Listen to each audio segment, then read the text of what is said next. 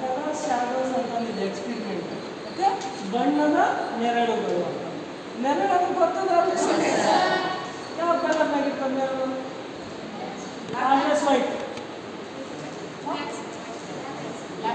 Black ಅಂತಾರ. So ಇಲ್ಲಿ ನಾವೇನು ಮಾಡಕತ್ತೀವಿ, ಆ ನೆರಳನ್ನ ಕಲರ್ ಆಗಿ ಸ್ಟಡಿ ಮಾಡಲಿಕ್ಕೆ. ಓಕೆ, ಇಲ್ಲಿ ಈ ಕಾನ್ಸೆಪ್ಟ್ ಒಳಗೆ ನಾವು ತಿಳ್ಕೊಳ್ಳೋದೇನಪ್ಪ ಅಂತಂದರೆ ಓಕೆ, ಬಣ್ಣಗಳ ಬಗ್ಗೆ ನಾವು ತಿಳ್ಕೊಂತೇವೆ. ಓಕೆ, ಬಣ್ಣಗಳ ಬಗ್ಗೆ ಐಡಿಯಾ ಆಯ್ತಾ? ನಾವು ಹೇಳ್ತಿರ್ತೀವಿ ನಮ್ಮ ಫೇವ್ರೇಟ್ ಕಲರ್ ಅದು ಇದು ಅಂತ ಹೇಳ್ತಿರ್ತೀವಿ.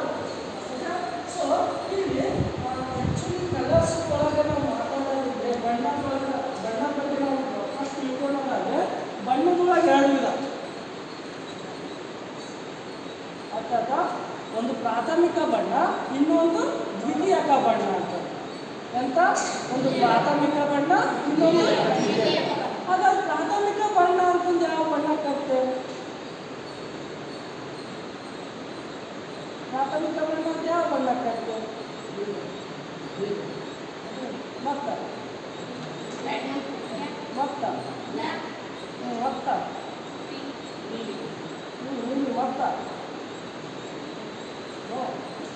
ಈ ಪ್ರಾಥಮಿಕ ಬಣ್ಣ ಅಂತ ನೋಡಿದ್ವಿ, ಅವು ಪ್ಯೂರ್ ಕಲರ್ಸ್, ಅವು ಪರಿಶುದ್ಧ ಬಣ್ಣಗಳವು, ಅದರೊಳಗೆ ಏನು ಮಿಕ್ಸ್ ಇರೋದು.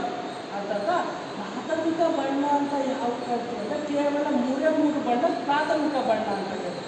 ಓಕೆ, ಅರ್ಥಾತ್ ಅದು ಯಾವುದಪ್ಪ ಅಂದರೆ ಒಂದು ಗ್ರೀನು, ಒಂದು ರೆಡ್ಡು, ಇನ್ನೊಂದು ಬ್ಲೂ.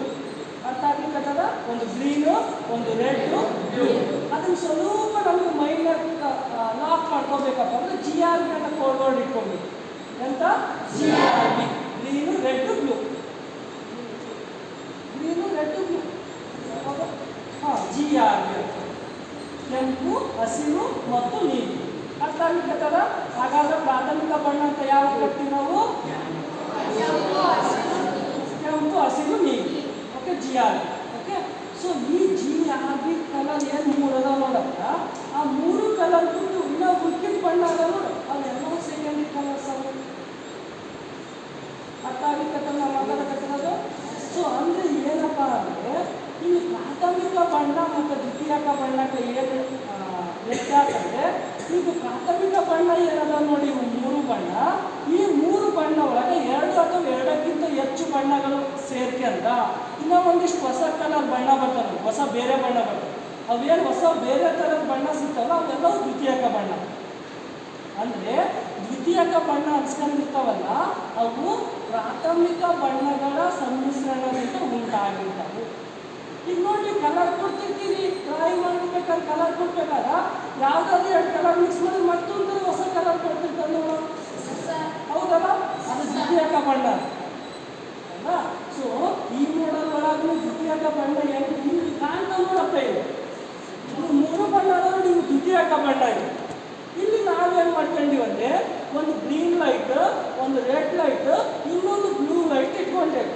ಓಕೆ, ಆ 3 ಕಲರ್ಸ್ ಏನಾಗ್ಯಾವಪ್ಪ ಅಂದರೆ ಇಲ್ಲಿ ಇದನ್ನೇನು ಮಾಡಿ ಜಸ್ಟ್ ನಾವು ಅಡ್ಡ ಆಗಿಟ್ಕೊಂಡು. ಯಾಕಪ್ಪ ಅಂತಂದರೆ ಗ್ರೀನು ರೆಡ್ ಸೇರಿದಾಗ ಯಾವ ಕಲರ್ ಬರ್ತಾ, ರೆಡ್ ಬ್ಲೂ ಸೇರಿದ್ರೆ ಯಾವ ಕಲರ್ ಬರ್ತಾ, ಗ್ರೀನು ಬ್ಲೂ ರೆಡ್ ಬ್ಲೂ ಸೇರಿದರೆ ಯಾವ ಕಲರ್ ಬರ್ತೈತಿ ಅಂತಂದು ತೋರಿಸ್ಲಿಕ್ಕೆ ಇದು ಮಾಡೋದು.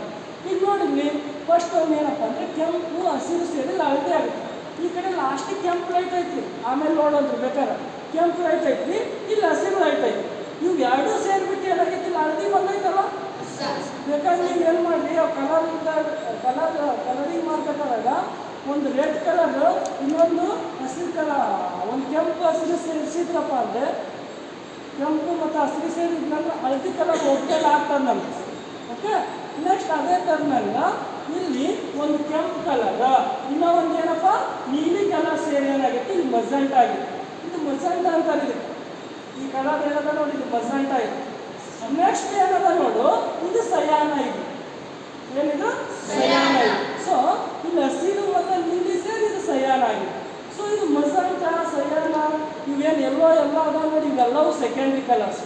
ಯಾಕೆ ಇವು ಸೆಕೆಂಡ್ರಿ ಕಲರ್ಸ್ ಅಂದ್ರೆ ಇಲ್ಲಿ ಎರಡು ಕಲರ್ಸ್ ಏನೋ ಬಂದಾಗ ಇಲ್ಲಿ ಹಂಗಾಗಿ ಏನಾಗ್ಯಾವಪ್ಪ ಅಂದರೆ ಎರಡು ಪ್ರಾಥಮಿಕ ಬಣ್ಣದ ಸಮ್ಮಿಶ್ರಣದಿಂದ ಇದೇನಾಗೈತಿ ಇಲ್ಲಿ ಹೊಸ ಬಣ್ಣ ಉಟ್ಕೊಂಡವ ಇವಕ್ಕೆ ನಾವೇನಂತೀವಿ ದ್ವಿತೀಯಕ ಬಣ್ಣ ಅಂತಂದು ಹೇಳ್ತೀವಿ.